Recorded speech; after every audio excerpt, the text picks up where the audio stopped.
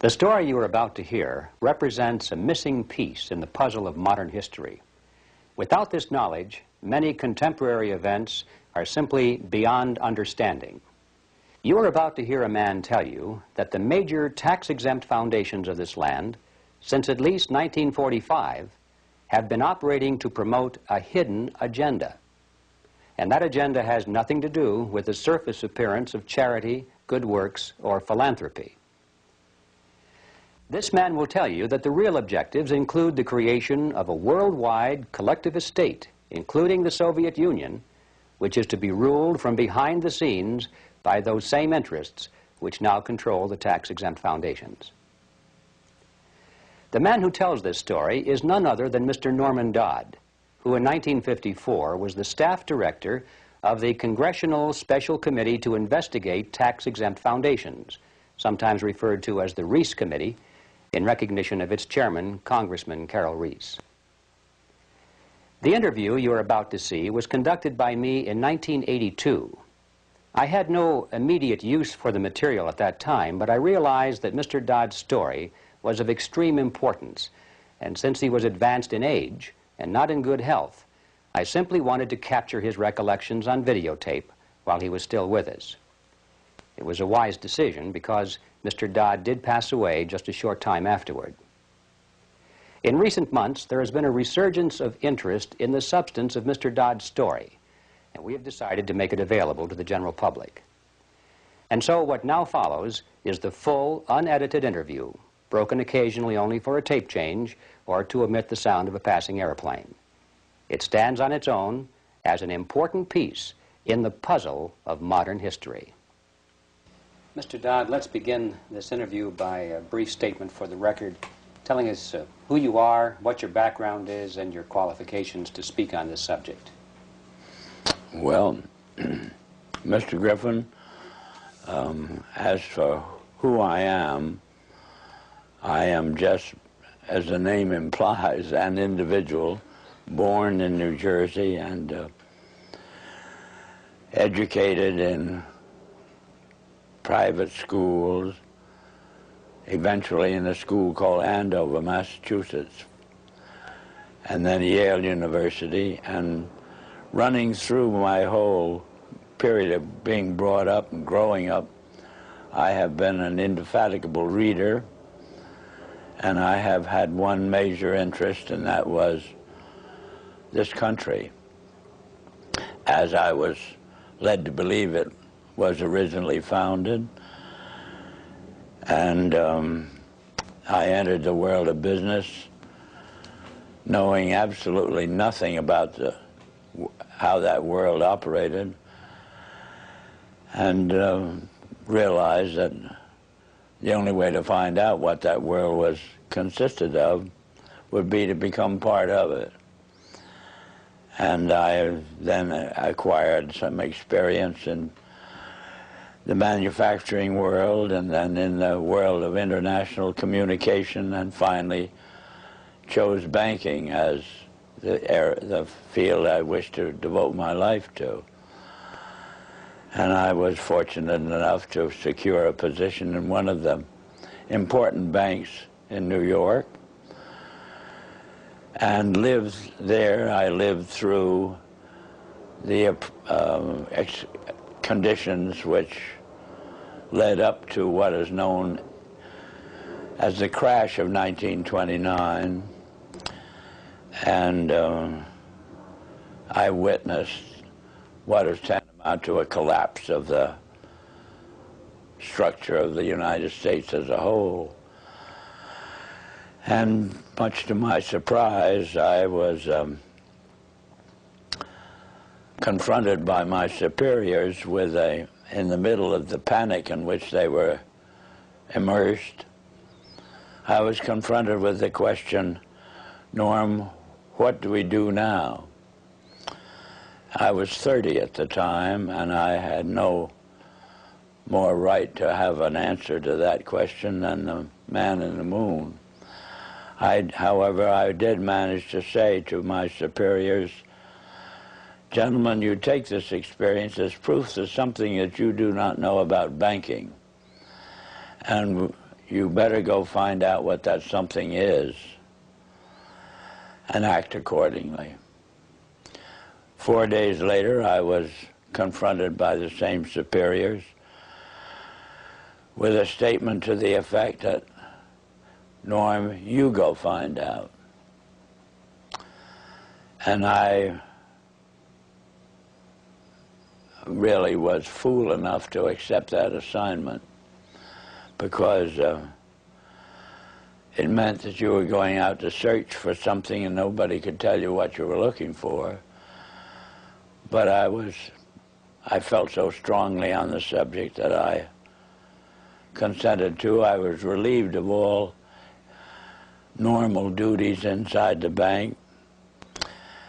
And 2.5 years later, I felt that it was possible to report back to those who had given me this assignment. And so I rendered such a report. And as a result of the report I rendered, I was told the following: Norm, what you're saying is we should return to sound banking. And I said, yes, in essence, that's exactly what I'm saying. Whereupon I got my first shock, which was a statement from them to this effect: we will never see sound banking in the United States again. And they cited chapter and verse to support that statement. And what they cited was as follows: since the end of World War I, we have been responsible for what they call the institutionalizing of conflicting interests. And they are so prevalent inside this country that they can never be resolved. This came to me as an extraordinary shock, because the men who made the statement were men who were deemed as the most prominent bankers in the country. The bank of which I was a part was spoken of as a Morgan bank. And coming from men of that caliber, a statement of that kind made a tremendous impression on me. And the type of impression that it made on me was, I wondered if I, as an individual and it's what they call a junior officer of the bank, could, with the same enthusiasm, foster the progress and the policies of the bank. I spent about a year trying to think this out and came to the conclusion that I would have to resign. I did resign, and as a consequence of that, had this experience. When my letter of resignation reached the desk of the president of the bank, he sent for me. And then I came to visit with him, and he stated to me, Norm, I have your letter, but I don't believe you understand what's happened in the last 10 days. And I said, no, Mr. Cochran, I have no idea what's happened. Well, he said, the directors have never been able to get your report to them out of their mind. And as a result, they have decided that you, as an individual, must begin at once, and you must reorganize this bank in keeping with your own ideas. And he then said, now, can I tear up your letter? And inasmuch as what had been said to me was offering me, at the age of, by then, 33, about as fine an opportunity for service to the country as I could imagine, I said yes. And they said they wished me to begin at once. And I did, and suddenly, in the span of about 6 weeks, I was not permitted to do another piece of work. And every time I brought the subject up, I was kind of patted on the back and said, and told, stop worrying about it, Norm. Pretty soon you'll be a vice president, and then you will have quite a handsome salary and ultimately be able to retire on a very worthwhile pension. In the meantime, you can play golf and tennis to your heart's content on weekends. Well, Mr. Griffin, I found I couldn't do it. I spent a year with figuratively with my feet on the desk doing nothing, and I just couldn't adjust to it. So I did resign. And this time, my resignation stuck, and then I got my second shock, which was the discovery that the doors of every bank in the United States were closed to me, and I never could get a job, as it were, in a bank. So I found myself, for the first time since I'd graduated from college, out of a job. And from there on, I followed various branches of the financial world, ranging from investment counsel to membership of the stock exchange, and finally ended up as an advisor to a few individuals who had capital funds to look after. In the meantime, my major interest became very specific, which was to endeavor, by some means, of getting the educational world to actually, you might say, teach the subject of economics realistically and move it away from the support of various speculative activities that characterize our country. And I have had that interest, and you know how as you generate a specific interest, you find yourself gravitating toward persons with similar interests. And ultimately, I found myself kind of the center of the world of dissatisfaction with the direction that this country was headed. And that's on one direction, and the same way I found myself in contact with many individuals who, on their own, had done a vast amount of studying and research in areas which were part of the problem. And well, Mr. Dodd, if I may interrupt here for a second, at what point in your career did you become connected with the Reese Committee? 1953. 1953. Yeah. And what was that capacity, sir? That was the capacity of what they call Director of Research for the Reese Committee. Can you tell us what the Reese Committee was attempting to do? Yes, I can tell you. It was operating and carrying out instructions embodied in a resolution passed by the House of Representatives, which was to investigate the activities of foundations as to whether or not these activities could justifiably be labeled un-American, without, I might say, defining what they meant by un-American.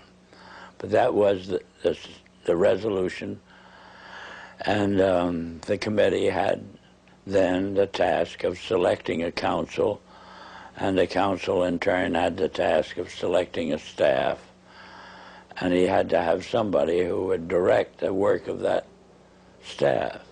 And that was what they meant by the Director of Research. What were some of the details, the specifics that you told the committee at that time? Well, Mr. Griffin, in that report, I specifically, number one, defined what was, to us, what was meant by the phrase un-American. And we defined that in our way as being a determination to effect changes in the country by unconstitutional means. We have plenty of constitutional procedures, assuming that we wish to effect a change in the form of government or that sort of thing. And therefore, any effort in that direction which did not avail itself of the procedures which were authorized by the Constitution could be justifiably called un-American.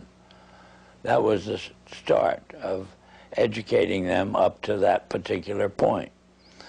The next thing was to educate them as to the effect on the country as a whole of the activities of large endowed foundations over the then past 40 years.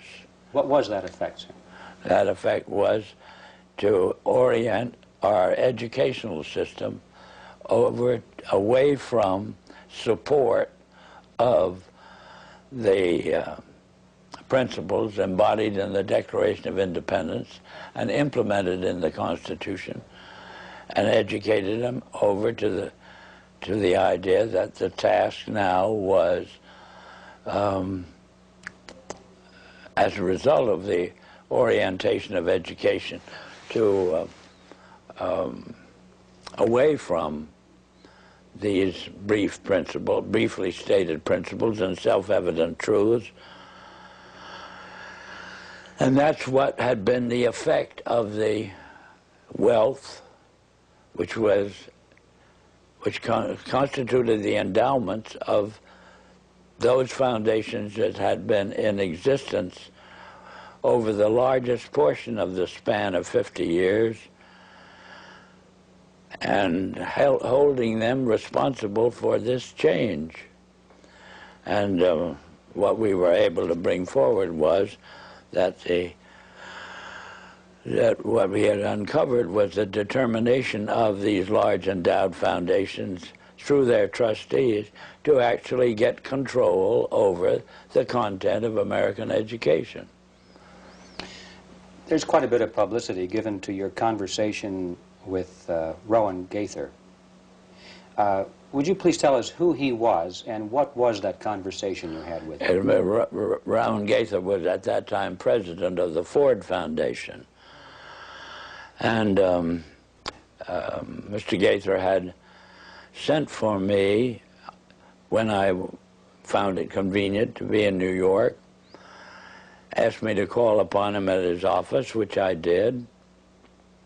And on arrival, after a few amenities, Mr. Gaither said, "Mr. Dodd, we've asked you to come up here today because we thought that possibly off the record you would tell us why the Congress is interested in the activities of foundations such as ourselves." And before I could think of how I would reply to that statement, Mr. Gaither then went on voluntarily and stated, he said, "Mr. Dodd, all of us that have a hand in the making of policies here have had experience either with the OSS during the war or the European Economic Administration after the war. We've had experience operating under directives, and these directives emanate and did emanate from the White House. Now we still operate under just such directives. Would you like to know what the substance of these directives is?" And I said, "Yes, Mr. Gaither, I'd like very much to know." Whereupon he made this statement to me, namely, "Mr. Dodd, we here operate on in response to similar directives, the substance of which is that we shall use our grant-making power so to alter life in the United States that it can be comfortably merged with the Soviet Union." Well, parenthetically, Mr. Griffin, nearly fell off the chair. I of course, didn't, but my response to Mr. Gaither then was, well, Mr. Gaither, I can now answer your first question. You forced the Congress of the United States to spend $150,000 to find out what you just told me. So why don't you I said, of course, legally you're entitled to make grants for this purpose, but I don't think you're entitled to withhold that information from the people of the country to whom you're indebted for your tax exemption. So why don't you tell the people of the country that's what you've told me? And his answer was, we would not think of doing any such thing. So then I said, well, Mr. Gaither, obviously, you forced the Congress to spend this money in order to find out what you've just told me. Mr. Dodd, you have spoken before about some interesting things that were discovered by Catherine Casey at the Carnegie Endowment. Can you tell us that story, please? Yes, I'm glad to, Mr. Griffin. This experience that you have just referred to came about in response to a letter which I had written to the Carnegie Endowment for International Peace, asking certain questions and gathering certain information.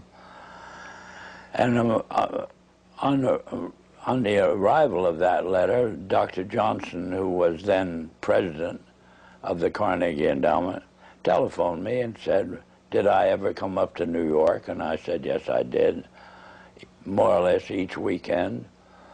And he said, well, when you're next here, will you drop in and see us? Which I did. And again, on arrival at the office of the endowment, I found myself in the presence of Dr. Joseph Johnson, the president, who was a successor to Alger Hiss, two vice presidents, and their own counsel, a partner in the firm of Sullivan and Cromwell. And Dr. Johnson said, after, again, amenities, Mr. Dodd, we have your letter. We can answer all those questions, but it'd be a great deal of trouble. And we have a counter-suggestion. And our counter-suggestion is that if you can spare a member of your staff for 2 weeks and send that member up to New York, we will give to that member a room in the library and the minute books of this foundation since its inception. And we think that whatever you want to find out or the Congress wants to find out will be obvious from those minutes. Well, my first reaction was they'd lost their mind. I had a pretty good idea of what those minutes would contain, but I realized that Dr. Johnson had only been in office 2 years, and the vice presidents were relatively young men, and counsel seemed to be also a young man, and I guessed that probably they'd never read the minutes themselves. And so I said I had somebody, I would take it. I would accept their offer, and I went back to Washington, and I selected the member of my staff who was on my staff, having been a practicing attorney in Washington, but she was on my staff to see to it that I didn't break any congressional procedures or rules. In addition to which, she was unsympathetic to the purpose of the investigation. She was level-headed and a very reasonably brilliant, capable lady. And her attitude toward the investigation was, what could possibly be wrong with foundations? They do so much good. Well, in the face of that sincere conviction of Catherine's, I went out of my way not to prejudice her in any way. But I did explain to her that she couldn't possibly cover 50 years of handwritten minutes in 2 weeks. So she would have to do what we call spot reading. and I blocked out certain periods of time to concentrate on. And off she went to New York. She came back at the end of 2 weeks with the following in the way of, on dictaphone belts. We are now at the year 1908, which was the year that the Carnegie began operations. And in that year, the trustees, meeting for the first time, raised a specific question, which they discussed throughout the balance of the year in a very learned fashion. And the question is there any means known more effective than war, assuming you wish to alter the life of an entire people? And they conclude that no more effective means than war to that end is known to humanity. So then in 1909 they raised the second question and discussed it, namely, how do we involve the United States in a war? Well, I doubt at that time if there was any subject more removed from the thinking of most of the people of this country than its involvement in a war. There were intermittent shows in the Balkans, but I doubt very much if many people even knew where the Balkans was. Then finally, they answer that question as follows. We must control the State Department. And then that very naturally raises the question of how do we do that? And they answer it by saying we must take over and control the diplomatic machinery of this country. And finally they resolve to aim at that as an objective. Then time passes, and we are eventually in a war, which would have been World War I. And at that time, they record on their minutes a shocking report in which they dispatched to President Wilson a telegram cautioning him to see that the war does not end too quickly. And finally, of course, we are, the war is over. At that time, their interest shifts over to preventing what they call a reversion of life in the United States to what it was prior to 1914, when World War I broke out. And they arrive at that point, they come to the conclusion that to prevent a reversion, we must control education in the United States. And they realize that that's a pretty big task. So it's, to them, it is too big for them alone, so they approach the Rockefeller Foundation with the suggestion that that portion of education which could be considered domestic be handled by the Rockefeller Foundation, and that portion which is international should be handled by the Endowment. And they then decide that the key to the success of these two operations lay in an alteration in the teaching of American history. So they approach 4 of the then most prominent teachers of American history in the country, people like Charles and Mary Bird, and their suggestion to them is, will they alter the manner in which they present this subject, and they get turned down flat.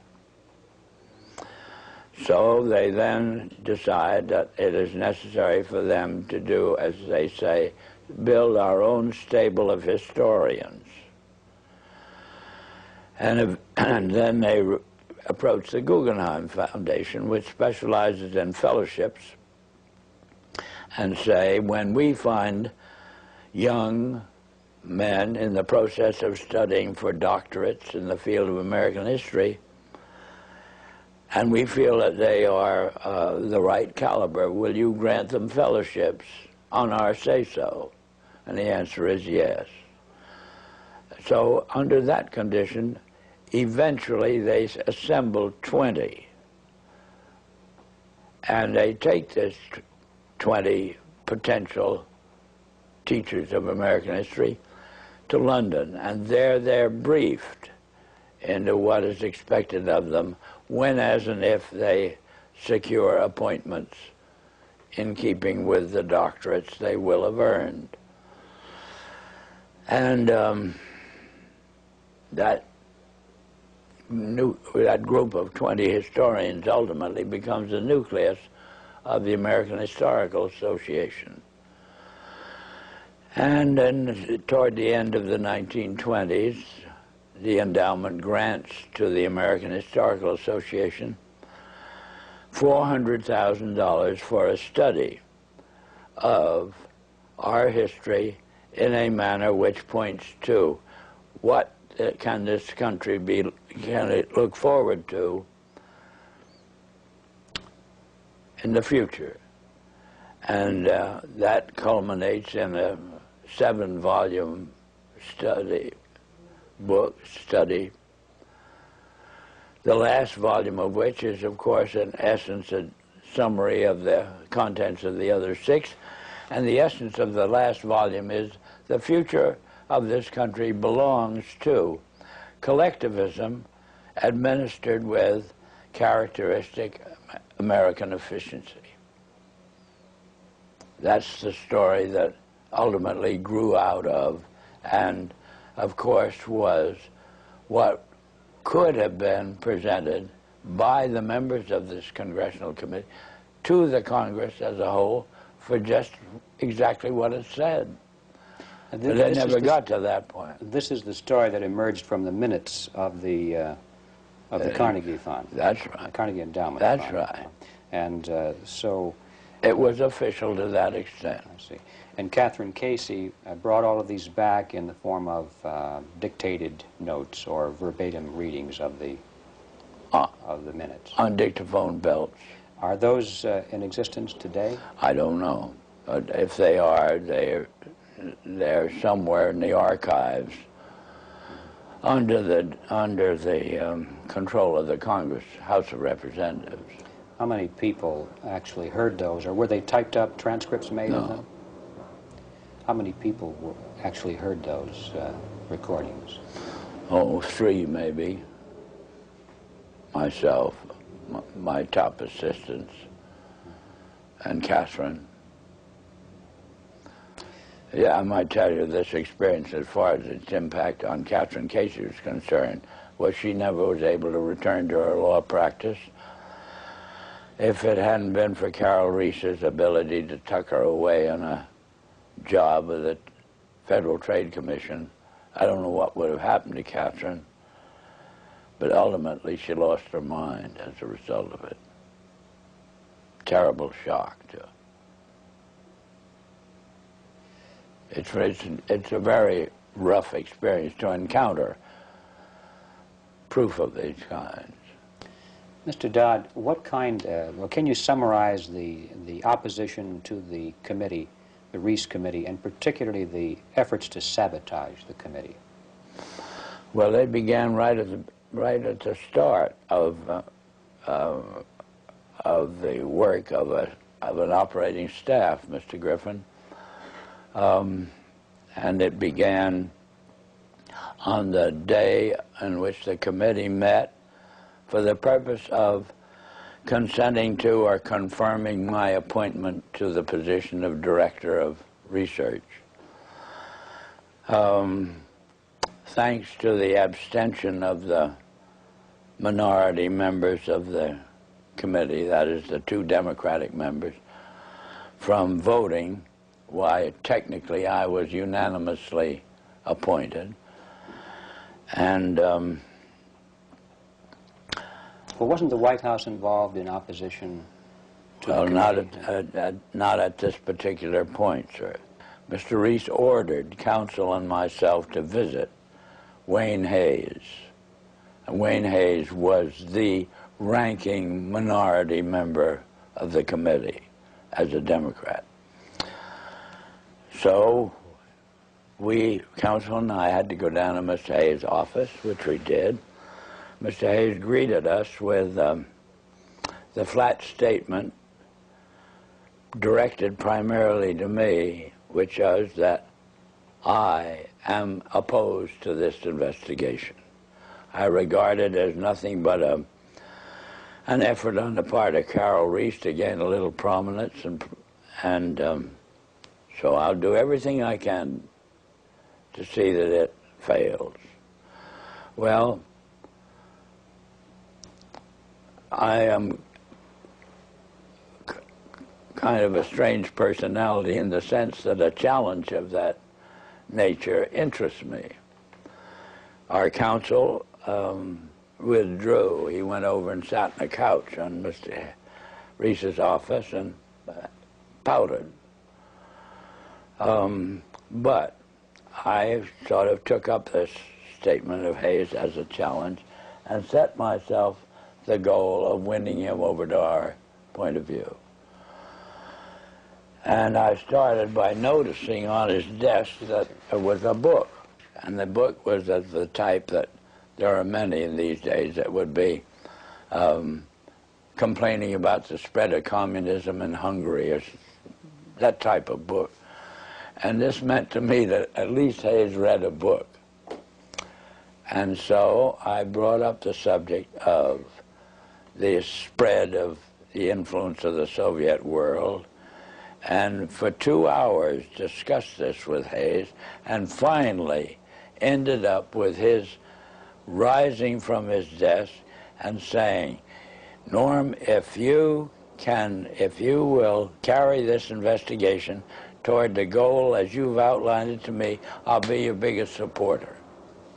I said, "Mr. Hayes, I can assure you that I will not double-cross you." Subsequently, Mr. Hayes sent word to me that he was in the Bethesda hospital with an attack of ulcers, but would I come and see him, which I did. He then said, "Norm, the only reason I've asked you to come out here is I just want to hear you say again you will not double-cross me." I gave him that assurance, and that was the basis of our relationship. Meantime, counsel took the attitude expressed in these words: "Norm, if you want to waste your time with this guy," as he called him, "you can go ahead and do it, but don't ever ask me to say anything to him under any condition on any subject." So, in a sense, that cleared the decks for me to operate in relation to Hayes on my own. And as time passed, Hayes offered friendship, which I hesitated to accept because of his vulgarity. And I didn't want to get mixed up with him socially under any condition. Well, that was our relationship for about 3 months, and then eventually I had occasion to add to my staff, and as a result of adding to my staff a top-flight intelligence officer, both the Republican National Committee and the White House were resorted to stop me from continuing this investigation in the direction that Carol Reese had personally asked me to do, which was to utilize this investigation, Mr. Griffin, to uncover the fact that this country had been the victim of a conspiracy. That was Mr. Reese's conviction. I eventually agreed to carry it out. I explained to Mr. Reese that his own counsel wouldn't go in that direction. He gave me permission to disregard our own counsel. And I had then to set up an aspect of the investigation outside of our office, more or less secret. And the Republican National Committee got wind of what I was doing, and they did everything they could to stop me. They appealed to counsel to stop me, and finally they resorted to the White House. Was their objection because of what you were doing, or because of the fact that you were doing it outside of the official auspices of the committee? No, their objection was, as they put it, my devotion to what they call anti-Semitism. That was a cooked-up idea, but in other words, it wasn't true at all. But anyway, that's the way I expressed it. And excuse me, why? And they made it stick. Why did they do that? How could they say that? Well, they could say it, Mr. Griffin, but they had to have something in the way of a rationalization of their decision to do everything they could to stop the completion of this investigation in the direction that it was moving, which would have been an exposure of this Carnegie Endowment story and the Ford Foundation and the Guggenheim and the Rockefeller Foundation, all working in harmony toward the control of education in the United States.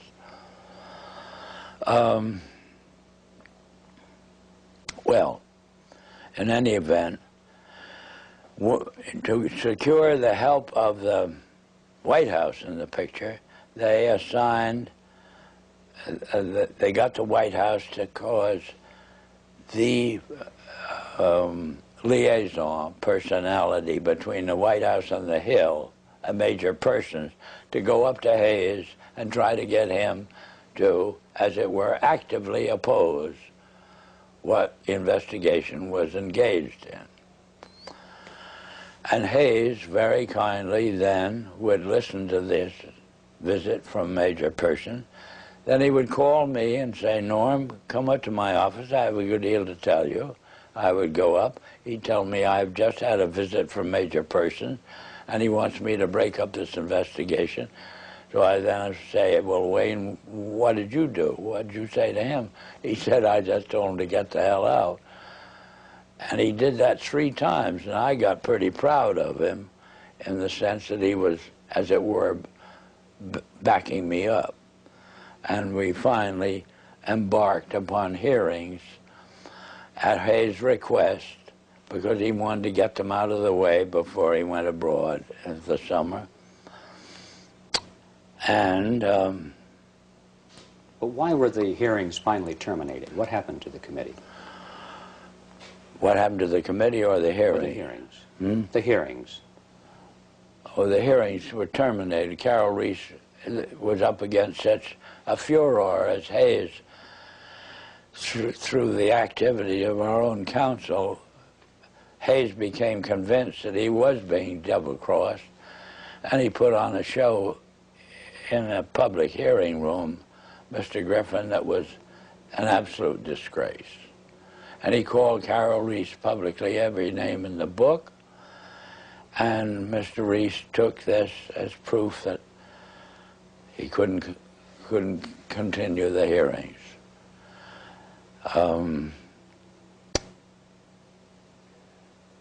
He actually invited me to accompany him when he went down to Hayes' office, and in my presence, with the tears rolling down his face, Hayes apologized to Carol Reese for whatever he'd done and his conduct, and apologized to me. And I thought that would be enough and Carol would resume. But he never did. The charge of anti-Semitism is kind of intriguing to me. What was the basis of that charge? Was there any basis for it at all? No, the basis that the Republican National Committee used was that the intelligence officer I'd taken on my staff, when I oriented this investigation to the exposure of and proof of a conspiracy, was known to have a book, and the book was deemed to be anti-Semitic. This was childish, but this was the second in command of the Republican National Committee, And he told me I would have to dismiss this person from my staff. Who was that person, sir? Who was that person? The person? Yes. A Colonel Lee Lorraine. Lee Lorraine. Yeah. And what was his book, do you recall? The title of his book? The book they referred to was called Waters Flowing Eastward, which was a very castigation of the Jewish influence in the world. What were some of the other charges made by Mr. Hayes against Mr. Reese? Oh, just that Mr. Reese was utilizing this investigation for his own prominence inside the House of Representatives. That was the only charge Hayes could think of. How would you describe the motivation of the people who created the foundations, the big foundations in the very beginning? What is, or what was their motivation? Their motivation, well, let's take Mr. Carnegie as an example. His publicly declared and steadfast interest was to counteract the departure of the colonies from Great Britain. He was devoted to just putting the pieces back together again. Would that have required the collectivism that they were dedicated to? No. These policies or the foundation's allegiance to these un-American concepts are all traceable to the transfer of the funds over into the hands of trustees, Mr. Griffin. Not to men who had a hand in the creation of the wealth that led to the endowment of, or as a use of that wealth for what we would call public purposes. It was a subversion of the original intent then. Oh, yeah, completely so. And that we got into the world traditionally of bankers and lawyers. How do you see that the purpose and direction of the major foundations has changed over the years to the present? What is it today? Whole 100% behind meeting the cost of education such as it is presented through the schools and colleges of the United States on the subject of our history has proven our original ideas to be no longer practical. The future belongs to a collectivistic concept, and there's just no disagreement on this. Why do the foundations generously support communist causes in the United States? Well, because to them, what communism represents a means of developing what we call a monopoly. That is, the organization, we'll say, of large-scale industry into an administrable unit. Do they think that they will be one of the administrators? They will be the beneficiaries of it, yes.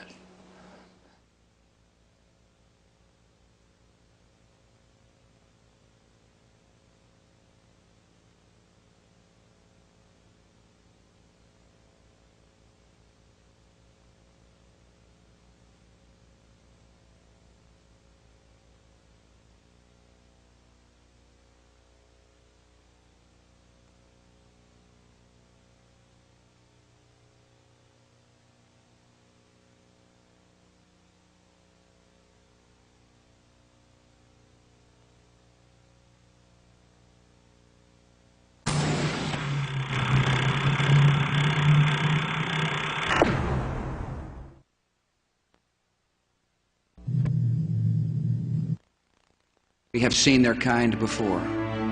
They are the heirs of all the murderous ideologies of the 20th century. By sacrificing human life to serve their radical visions, by abandoning every value except the will to power. They follow in the path of fascism, Nazism, and totalitarianism. And they will follow that path all the way to where it ends, in history's unmarked grave of discarded lies. Every nation in every region now has a decision to make. Either you are with us or you are with the terrorists.